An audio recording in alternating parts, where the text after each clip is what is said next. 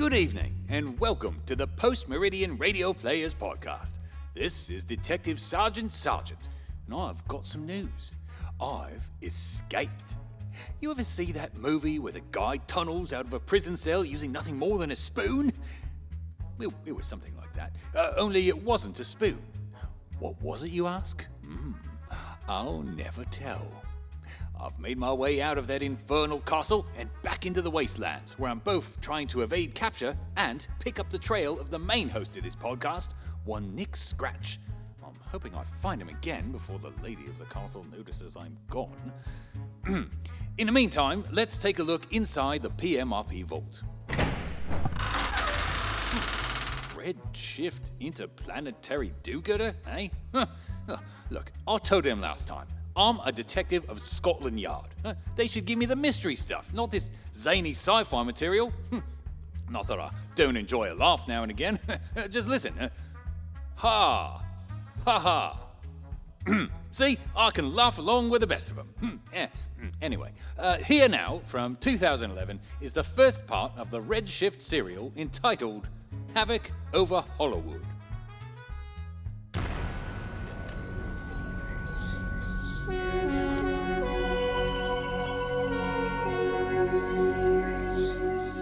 This is the Eresia Ultraviolet Network. Stay tuned for Red Shift Interplanetary Do-Gooder on most of these stations.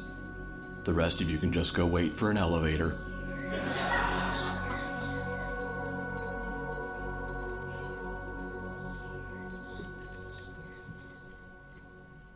A crash of interstellar thunder. A brilliant glow from hyperspace, fading from crimson to deep blue. It's the adventures of Red Shift, Interplanetary Do-Gooder, brought to you every week at this time by Cosmo Flakes, the breakfast of humanoids. Remember to blast off each and every day the Red Shift way with a big bowl of triple grain Cosmo Flakes. Yes, the Eresia Ultraviolet Network, in conjunction with the Confederated Amalgamated Consolidated Biscuit and Gasket Company, the makers of Cosmo Flakes, bring you the adventures of Red Shift, the stalwart defender of justice and fair play, who, along with his mechanic Lumpy and their two Earthling companions, Penny Parker and Dr. Albert Alberts, pilot the starways in their fantastical rocket ship, the Recalcitrant. Let's join them now as they search for wrongs to right, evil plots to foil, and injustices to unjustify. It's time for Red Shift!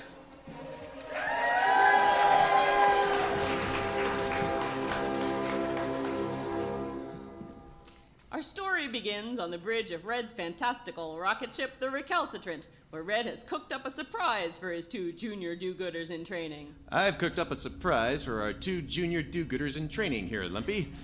I figure Dr. Alberts and Penny have been coming along so well in their training, we ought to give them a break and take a little vacation. Well, thank you, Red Shift. It's certainly quite generous of you to give us time off. Well, sounds good to me, too. We've been having so many amazing adventures and exciting missions recently, it's high time we had a little R&R.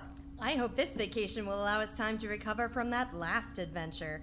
I still can't believe we narrowly defeated the entire Squid Launch Armada with only a ship, a packet of freeze-dried space berries, and a toy robot dog. Yes, and after that, I'd say we all need some rest. Lumpy, set the Hyperion drive coordinates to 6, 3, 7, Vector, Victor, Tango, Niner. 6, 3, 7, Vector...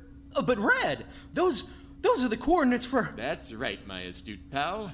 Oh boy, oh boy, oh boy! Doc, Penny, you won't believe where Red's taking us. Where's that, Lumpy? Get ready for it. I mean, really ready for it. Really, really ready. Are you ready? Out with it, young man. Oh, you won't believe it, but we're going to sunny Hollowood. Okay, I'll believe it. Sure. Well, why not? But it's Hollowood, the 3D Dream Factory, Platinum Planet, La La World. Oh, come on. You could at least look a little more enthusiastic than that. Lumpy, you and Red have taken us halfway across the galaxy. We've seen strange new worlds, encountered all kinds of alien life forms, and escaped more exotic death traps than I care to remember. I don't mean to sound jaded, But why should we be so excited about this Hollowood? Hollowood is the planet where all the holographic entertainment for the galaxy is created, Penny. You know those 3D programs Lumpy is always watching? Yeah, like As the Axis Wobbles and Supernova with the Stars. They all come from Hollowood. All the stars live there, and it never rains, and everybody is famous and beautiful. Well, yeah, except the tourists, of course. Oh, Miss Parker, I do believe that by some strange stroke of coincidence, this planet appears to be the equivalent of the capital of our Earth's movie industry. Why, even the names sound alike. Gee, Doc, you don't say. Not only is Hollowood an entertainment factory, it's quite the vacation destination, too. We won't be on any educational excursions, nor will we be involved in any training missions. We'll be taking a regular, normal, peaceful sightseeing trip where absolutely nothing out of the ordinary will occur. Lumpy, are we ready for the Hyperion jump? We most certainly are. Oh, whoops, wait up. I forgot to put in the niner. Never forget those niners, old chum. They're always trouble. Well, niner's in place. Ready to go, Red. Ad Astra! And so, with the niner properly in place, the recalcitrant takes off at speeds approaching or even exceeding the limits of human imagination. And in less time than you can say approaching or even exceeding the limits of human imagination, the ship arrives at its intended destination. Hollowood! Oh, gosh. It looks just as I've always imagined it. Spherical. All right, let's assemble the landing party. Doc, here's a global positioning receiver tagged with the locations of Hollow Studios and celebrity domiciles. You're in charge of navigation. Would you look at that? I can zoom all the way into... There's our ship. Hello. And now I can zoom all the way back to view the entire solar system and back down to us. Oh, Penny, look. I'm having fun. I knew you'd enjoy the Jeepers device, Doc. Try not to have too much fun with it. Penny, here's the binary image transfer unit. It looks like a camera to me, but I've never seen one that floats before. That's the hover tripod. You control it with this remote. Your mission is to capture images of us in humorous poses in front of famous landmarks, in restaurants, on transit systems, and with any celebrities we come across. Lumpy. Yes, sir. Now, first off, nice landing. Second, you're in charge of souvenirs. Even though Penny's recording our trip for posterity, no one will believe we've been here unless we have the official logo-branded garments and trinkets to prove it. I'll act as general liaison and itinerary coordinator. Now, we're scheduled for a tour of Subatomic Studios at 4900, gang. So let's hop to it.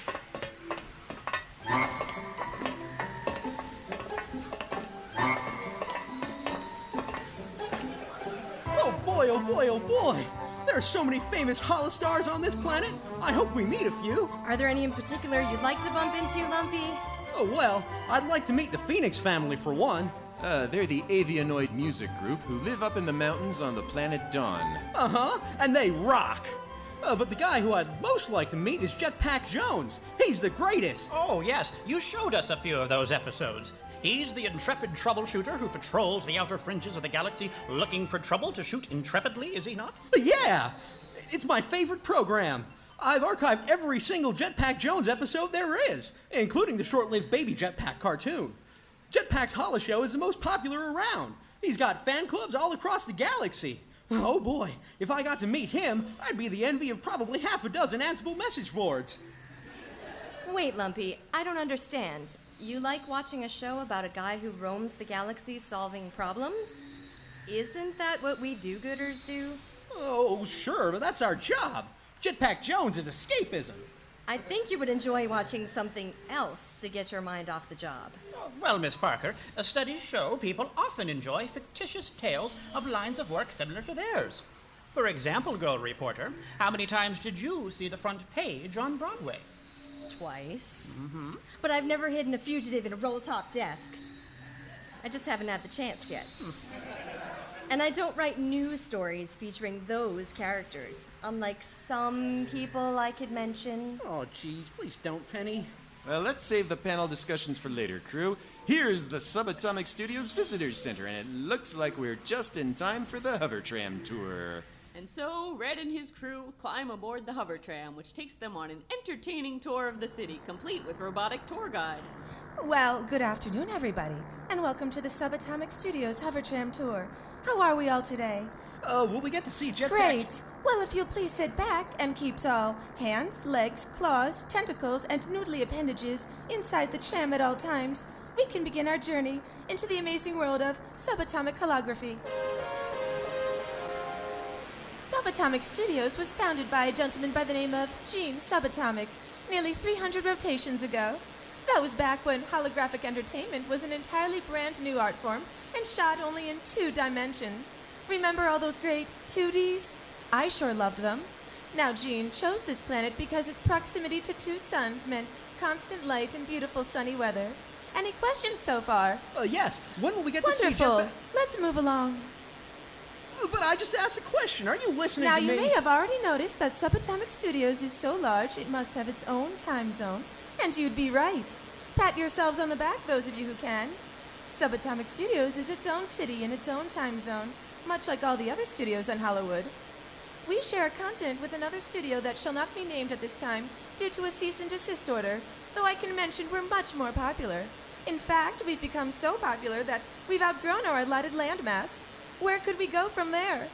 After several legal skirmishes and border wars, we realized that, much like a hollow star, there's nowhere to go but up. If you'll take a moment and look above you, you'll notice hundreds of floating sound stages in 18 different layers, reaching all the way up to the stratosphere. My goodness. No big deal. I had to maneuver around them while landing. Is Jetpack up there? We'll be taking the slow ramp to the stars later on in the tour and visiting some of those float stages, but we'll begin on the ground, okay? Okay. Here's the first set we'll see today, and I must admit it's one of my favorites. Does anybody recognize it? Not really, no. That's right. It's the set of Subatomic's popular series, Blindfold. Here we are on the planet Prasad 4, where all the men have died, leaving behind only a population of beautiful women, and a nearly continual influx of male explorers from other planets. Now, I know Blindfold is one of our more popular Hollow shows for several obvious reasons, but I'm afraid to say, fellas, we can't make any stops today. Sorry. Besides, I did say we have to keep our appendages inside the tram at all times. Oh, this blots. When are we going to see Jetpack? Now, do we have any fans of the lovely Miss Luna Plaguna on the tour today? No! Well, you're in for a treat, because here we are on the set of her most recent hit Hollow flick, Attack of the Humans. This part of the tour is one of my favorites, for as you can see, we constructed an entire planet city, right down to the last suburb. But wait a minute, guys. Do you hear something? What's that coming up behind the tram? Oh no, look out! It's a bunch of humans and they're after us. They look like they mean business. Those of you on the left side, watch out. That one's got a stick. We'd better hover on out of here. Well, that was the least convincing extraterrestrial attack I've ever seen. They weren't even anatomically correct. Phew, that sure was a close call. Everybody look around to make sure no one was left behind. But if someone's missing, I hope it wasn't anybody you were particularly attached to. Any questions before we move on? Yes! Are we or are we not going to see Jetpack Jones Okay set on then, this? let's continue.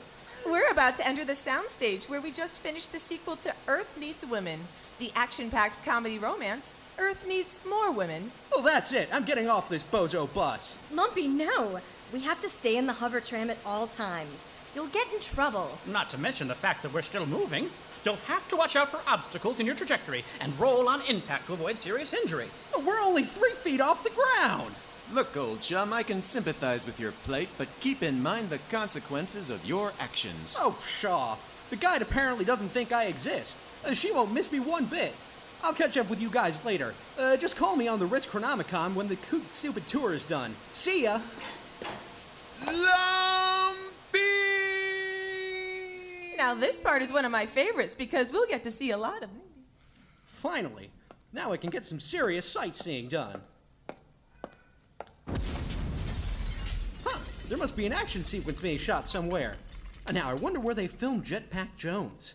I think I saw a ship near that city planet set. It should be just around this corner. Oh, yeah, there it is. And it's got an angry mob surrounding it. Hot frog. Looks like they're filming today. Oh, maybe if I act angry enough, I can be in the shot too. Well, I better practice. Grr, arg. Excuse me. Are those do-gooder pips you're wearing? Oh, sorry. Yes, what can I do to... Hey, you look just like... Oh my gosh, you're... Yes, I know. Look, there's no time to explain. They've all gone mad. They've chased everybody off, and now they're after me. I need a safe place to hide. Please, son, you gotta help me.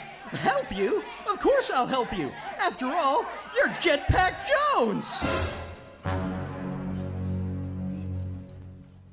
Several hours later, or rather what seems like several hours later, the studio tour finally comes to an end. Well, it looks like our tour's finally coming to an end. It's really been a blast, and you've been one of my favorite tour groups ever. Really, I'm not just programmed to say that. If you like the tour, my name is Guide 37XJ16A. If you didn't like the tour, my name is Guide 37XJ16B. Now please wait until the hover tram has come to a complete stop and lowered to the ground before disembarking. Have a wonderful day and enjoy the rest of your stay here at Subatomic Studios. XJ16B. I don't know about you, but I sure could use some lunch. For once, I agree with your appetite, Doc. There's the cantina. Looks a little crowded. Let's coordinate a rendezvous with Lumpy. I hope he's within wrist chronomicon range. Redshift calling Lumpy. Redshift calling Lumpy. Are you there, Lumpy? Oh, thank Ackerman. Oh, Lumpy here, Red. Well, the tour's over and we're going to get lunch. Can you meet us at the cantina? That's a negative, Red. I can't leave my current position. I'm in trouble. I knew he shouldn't have jumped off that tram. You gotta come help me, but it's not my fault. I'm currently above you in an abandoned float stage. Level 12, position Niner, Salmon Psychiatrist. Position 99LP. Got it. 99LP. There, I've pinpointed it on the Jeepers device. Lumpy, can we have lunch before joining you? Gosh, Doc, time is a luxury we don't have. Have you already ordered? Oh, heavens, no. We haven't even gotten a table yet. The line's all the way out the door. No time. Just grab a churro or something from the snack bar, find a vertical transportation device, and get moving. Lumpy out. He sounds desperate. Oh, and could you bring me a churro too? Thanks. Lumpy out again. He also sounds hungry. We'd better hurry for everyone's sake.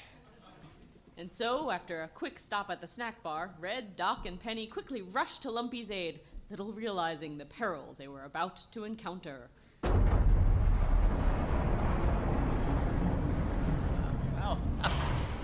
This cavernous floating soundstage seems an unlikely meeting place, but this is exactly the place as marked on the Jeepers device. Then Lumpy must be in here.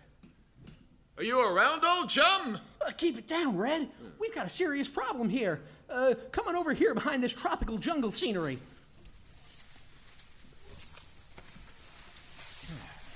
All right, so, Lumpy, what's the Oh, hello, citizen. Right shift? Dr. Alberts, Penny Parker? Say hello to the actual, factual, one and only Jetpack Jones himself. Please, for the 100th time, my name is Arthur Kognowski. Call me Arthur, or Artie, or AC, anything but... Whatever you say, Jetpack. Criminy, that routine's older than I am. Pleased to meet you, Mr. Kognowski. My apologies about Lumpy. What can we do for you? Simply put, sir, my life is in mortal danger. Everyone involved on the show is under attack. Our float stages have been firebombed, the cast and crew sent running for their lives, and a bounty has been placed on our head writer's brain. That's terrible. Who would be twisted enough to terrorize your show? Is it a rival studio? No, it's our fans. Your fans are attacking you? But that's about as logical as calculating a parabolic hypervector with only a 2-point variable conversion algorithm. What Doc means, Arthur, is that it just doesn't make sense. I think. How come your fans have it in for you? It's all because of our latest episode. You see, where... No, wait! Don't tell me! I haven't seen it yet. The ship's got it TiVo'd. Sorry, Lumpy, but I'm afraid that when it comes to matters of life or death, you're going to have to endure a few spoilers. Oh, prats. Please continue, Mr. Jetpatsky. The reason we've been marked for death is because in our latest episode, my robotic sidekick has a new voice. That's it? I don't understand. Tontuo's voice has changed? We had no choice. The original robot's contract came up. He wanted an oil upgrade. The producer said no, so we had to recast the part. Really, it's only a minor vocal change. Well, gee, that doesn't sound bad enough to send anyone into a riotous frenzy. Oh, and his circuits now glow orange. Orange? That's sacrilegious. Tontuo is a turquoise model. Always has been, always will be. Who the heck wrote this episode? Dale Liverstus. Oh, Liverstus. Yeah, the fans hate him. They call him Dale couldn't write his way out of an airlock Liverstus. Lumpy, you're not going to start rioting, are you? I mean, you're a fan too. Well, yeah, but I'm not a fan.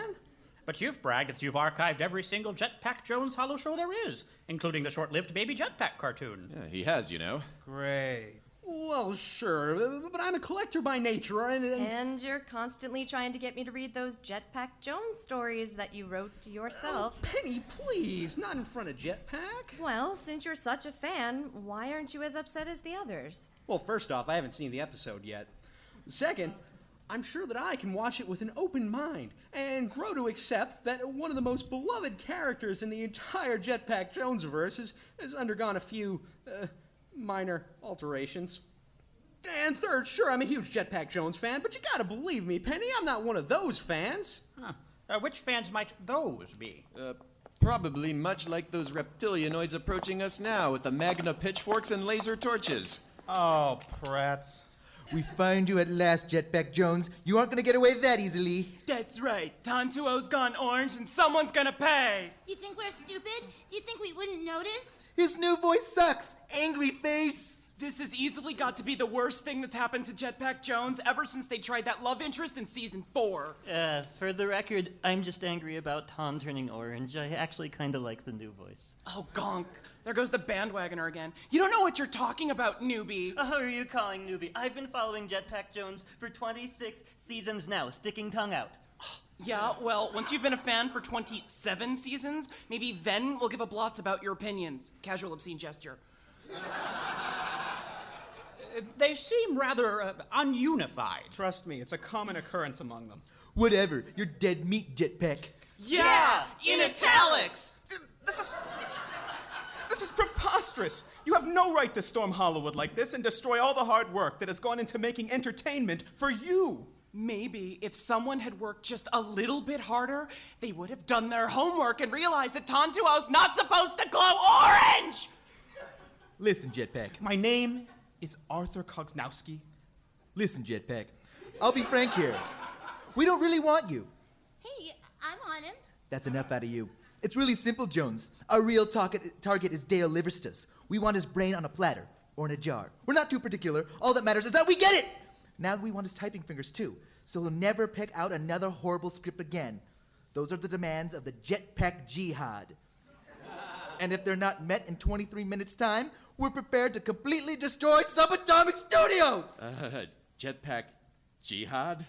Whoa, that's a rather loaded word. Well, not to mention that in the Mondorfian language, it's also a term of endearment.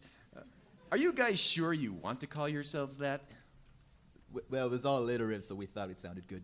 I told you we should have gone with the Jetpack Avengers. Lame. We should be the Jetpack Legionnaires. You still get the just sound twice in there. It's assonant and all. You get the ja in Avengers, too. There's your assonant sound. Your mom's assonant.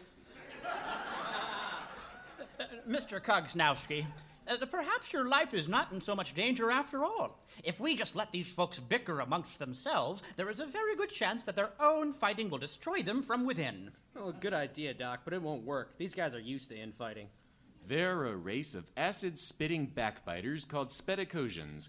They're known for far and wide for hating that which they love. And this particular sect loves Jetpack Jones so much they hate it.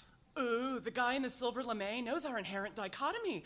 I repent. I see now that all sentients are brothers, and I shall atone for my evil ways. O-R-L-Y? No way. Duh. They are also obnoxiously sarcastic. Laughing out loud. Seriously laughing out loud. It's a shame they've latched onto you, Arthur. Well, that's show business. Comes with the territory, I'm afraid. Hey guys, what if we go with Jetpack Junta? That's not alliterative. It is when you write it out. Do you want to explain that every time we spring into action? Do you want to shut up already? Write it out. Write it out! Hey, folks, stop 1 second. What do you want, warm blood? You've rushed to judgment just a little bit prematurely. Sure, Tontuo's circuits glow orange now, but did you ever think about what might happen in the next episode? It could all be part of, a bigger story. Oh, say, she's got a point. They have done two-parters in the past. I think she's bluffing. How does she know what's going to happen in the next episode? Because I was filming it with this hollow camera thing. Yes. Yeah, and I must tell you, the next episode explains everything. In fact, we were just about to finish shooting today when you guys swooped on down, burnt all the sets, and degaussed all the footage. Now we're going to have to start all over again. Oh. Sorry, that was me with the flamethrower. My bad. Sad face. So, Jetpack, you're saying in the next episode, Tontuo glows turquoise like normal? Don't answer that. No spoilers. Oh, I wouldn't dream of giving away the plot, but I do know that you will all be very happy with the way the next episode turns out. Wait, who wrote it? That hack Stussy? I can assure you that Dale Liverstus has absolutely nothing to do with it. So just go back to your homes, tune your hollow sets to the subatomic network when it's time, and enjoy the next exciting episode of Jetpack Jones, Frontier Troubleshooter. You'll be happy. I promise. Okay. Sounds great to me. Sure. Best idea ever. Wait just one moment. We'll give you a chance to prove yourselves, but I don't trust you. You're safe for now, but if that episode airs and we don't like it, we're going to come back and blow this place to smithereens! Do you see this metal briefcase? Yes?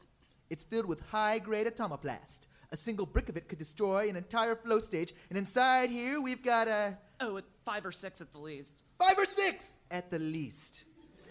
How do we know you're not bluffing? Yeah, anything could be in that briefcase, like papers, or accounting ledgers, or laundry. Not. Take a look for yourselves, warm bloods. A brick-shaped, an off-white color, appears to be chalky in texture, and, well, it's certainly not laundry. You might also notice it's giving off a vaguely purplish mist. No doubt about it, that is atomoplast. All right, Spedicosians, you've made both your point and your ultimatum. Now it's up to us to save both Jetpack Jones and Hollowood. Ooh, very dramatic. Have you ever considered a career in holography? Let's discuss that later. Right now, we've got work to do. Good point. Be on your way, Spedicosians. This is a closed set. Fine. Thanks, Jetpack. It was great meeting you. Anytime. Goodbye. Goodbye. Goodbye. Less than 3.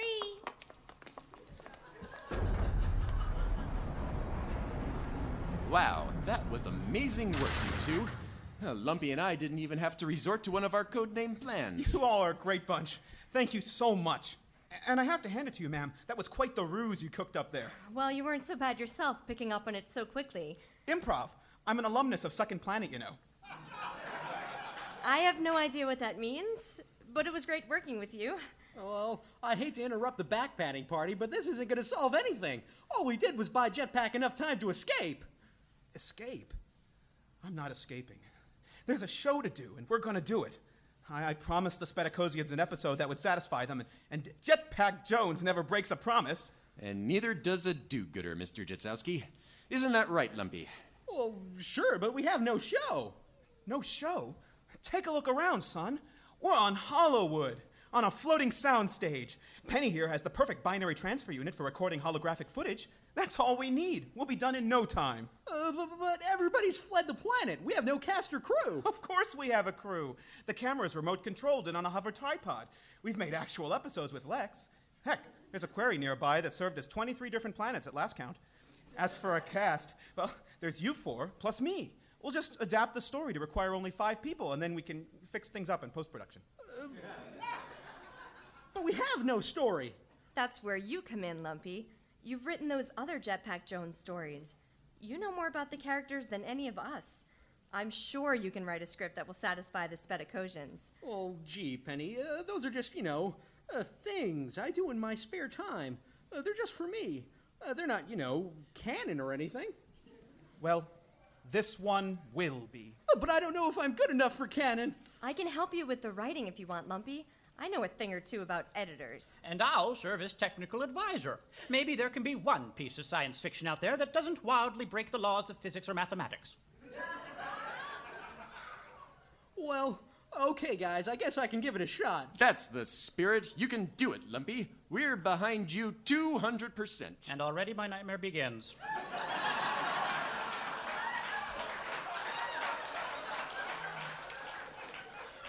We all believe in you, Lumpy. Just one request. Please don't write a story where I have to improbably fall in love with someone.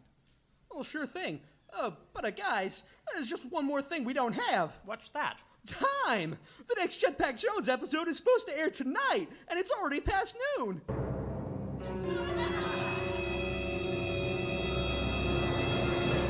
Oh, Pretz. Will Lumpy be able to write a story in time? Will the Spectacosians be satisfied with what will undoubtedly be a hastily construed explanation? And will the show indeed go on? All these answers and some others possibly like them will be answered in the next exciting episode of Red Shift, where somebody might say, is this shoot going to be catered? Or... Lumpy, we don't have the budget for a space battle involving 500 starfighters, 3 exploding planets, and Gargatha, the incredible space turtle. Or... Wait a minute, Jetpack tried a similar stunt in Season 2. Stay tuned to the Eresia Ultraviolet Network for our next exciting episode.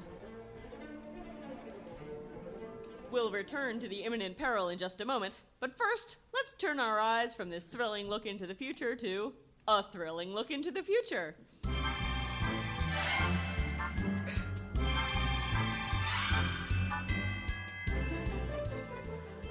Gee, Mom, thank you for taking me to the Museum of Food and Rubber Sealants.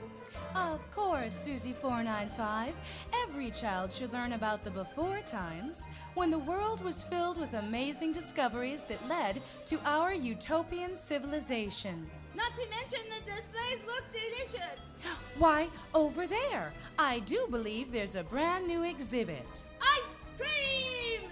Not just any ice cream, Harstus freeze-dried ice cream sandwiches. What makes Harstus so special that it would need its own exhibit?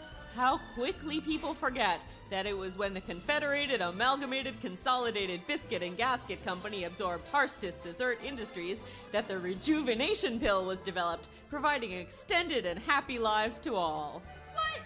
Everyone knows the rejuvenation pill was invented by disgruntled Firefly fans, just so they could refuse to give it to Fox studio executives and then be all smug when they came begging.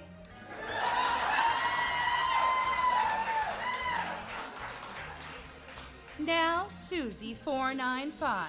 It's not polite to contradict an authority figure. That's all right, ma'am. She brought up a good question.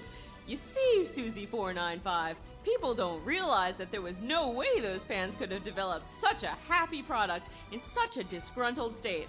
But when they ate some Harstus freeze-dried ice cream sandwiches... The tasty chocolate cookie outside and sugary ice cream inside made them so hyper, they were able to change the world for the better. Now you got it. Oh, sweetie, you're such a genius. Is this a true vision of things to come? Well, the Confederated Amalgamated Consolidated Biscuit and Gasket Company did just absorb Harstus Dessert Industries in what critics call a hostile takeover, and we call a Thanksgiving get-together. Coincidence? Or should you eat all the Harstus freeze-dried ice cream sandwiches you can and bring about the world of tomorrow? You decide.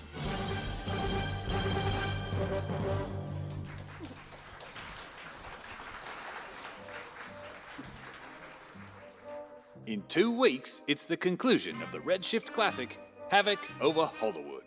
If you like what you hear, you can check out more about the PMRP, including upcoming performances and auditions, at their website, pmrp.org, or their Bandcamp store, pmrp.bandcamp.com. Every purchase helps to support the PMRP. And please, support this podcast by giving us a review or recommend it to your friends. Until next time, this is Detective Sergeant trying to find his way home. But remember, wherever there's a mystery to be uncovered, do not fear. I'll be on the case. Right, this here's been a production of the Post Meridian Radio Players. Copyright 2026. This recording may be freely distributed as long as the full credits are included. For more information about our group, please visit pmrp.org.